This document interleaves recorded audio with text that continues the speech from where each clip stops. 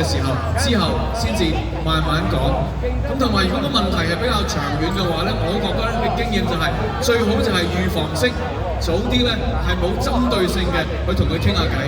同埋咧留意自己嘅語氣，俾意見嘅時候多啲從對方嘅出發點去諗。同埋咧要講建立嘅説話，多啲係讚，同埋要同佢嘅立場咧，你要係話我理解，同埋咧好多時候都要認同。仲有一樣嘢，我覺得好緊要就係話咧，如果你嘅小朋友係大啲嘅話咧，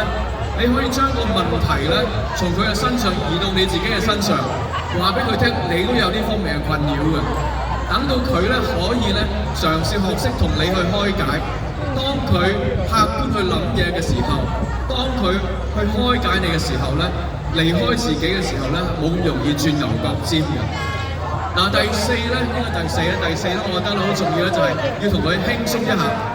揾一樣嘢係令到佢覺得可以放鬆嘅，唔係你認為佢可以放鬆嘅。有嘅時候咧，都係令到我自己咧非常尷尬，要做一啲咧喺我 comfort zone 以外嘅東西。